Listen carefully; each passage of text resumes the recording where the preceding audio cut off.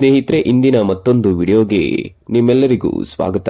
ಪಾಂಡವರು ಮತ್ತು ಶ್ರೀಕೃಷ್ಣನನ್ನು ಹೊರತುಪಡಿಸಿ ಈ 4 ಜನರು ಕೂಡ ಮಹಾಭಾರತ ಯುದ್ಧವನ್ನು ನೇರವಾಗಿ ನೋಡಿದ್ದಾರೆ. ಮಹಾಭಾರತ ಯುದ್ಧ ಅಂತ್ಯವಾಗುವವರೆಗೂ ಯಾರು ಈ ಯುದ್ಧವನ್ನು ನೇರವಾಗಿ ನೋಡಿದ್ದಾರೆ?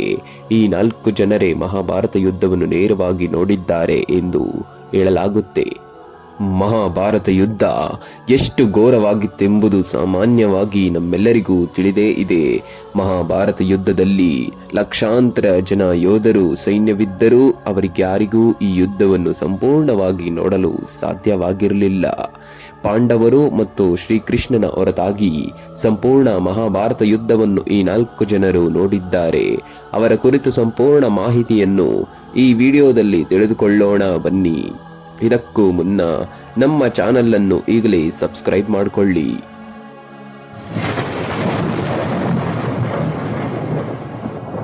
ಮೊದಲನೆಯವ ಹನುಮಂತ. ಶ್ರೀಕೃಷ್ಣನ ಆದೇಶದ ಮೇರೆಗೆ ಆಂಜನೇಯ ಸ್ವಾಮಿಯು ಮಹಾಭಾರತ ಯುದ್ಧ ನಡೆಯುವಾಗ ಸೂಕ್ಷ್ಮ ರೂಪದಲ್ಲಿ ಶ್ರೀಕೃಷ್ಣ ಮತ್ತು ಅರ್ಜುನನಿದ್ದ ರಥವನ್ನು ಏರಿ ಕುಳಿತುಕೊಂಡಿರ್ತಾನೆ. ಅವನ ರಥವು ಮೊದಲು ಭೀಷ್ಮ ಮತ್ತು ನಂತರ ಕರ್ಣನ ಆಕ್ರಮಣದಿಂದ ಸುರಕ್ಷಿತವಾಗಿ ಉಳಿಯಲು ಇದು ಒಂದು ರೀತಿಯಲ್ಲಿ ಕಾರಣವಾಗಿತ್ತು. ಇಲ್ಲದಿದ್ರೆ ಕರ್ಣನ ಯುದ್ಧದ ರಭಸಕ್ಕೆ ರಥವು ಆರಂಭದಲ್ಲೇ ನಾಶವಾಗಬೇಕಾಗಿತ್ತು.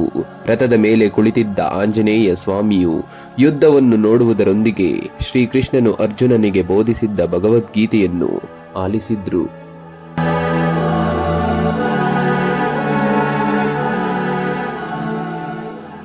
ಎರಡನೆಯವ ಬಾರ್ಬರಿಕ. ಭೀಮನ ಮೊಮ್ಮಗ ಮತ್ತು ಘಟೋತ್ಕಚನ ಮಗ. ಬಾರ್ಬರಿಕನು ಎಷ್ಟು ಶಕ್ತಿಶಾಲಿಯಾಗಿದ್ದನೆಂದ್ರೆ ಅವನು ಮಹಾಭಾರತದ ಯುದ್ಧವನ್ನು ಕೇವಲ 3 ಬಾಣಗಳಿಂದ ಯುದ್ಧವನ್ನು ಗೆಲ್ಲಬಲ್ಲ ಸಾಮರ್ಥ್ಯವನ್ನು ಹೊಂದಿದ್ದವ.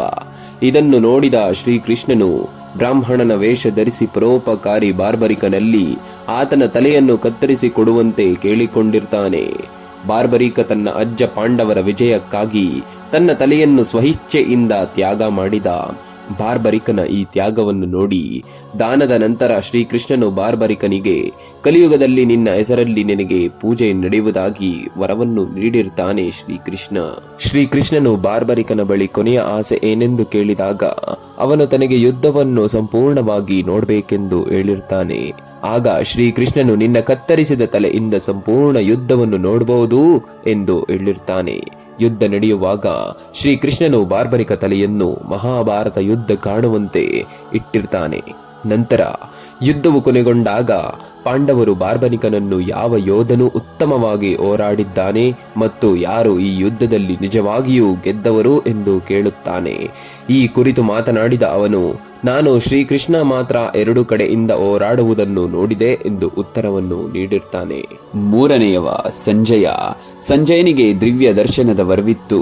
ಹಾಗಾಗಿ ಅರಮನೆಯಲ್ಲಿ ಕುಳಿತುಕೊಂಡೇ ಯುದ್ಧವನ್ನು ಸಂಪೂರ್ಣ ದೃಶ್ಯ ನೋಡಿರ್ತಾನೆ.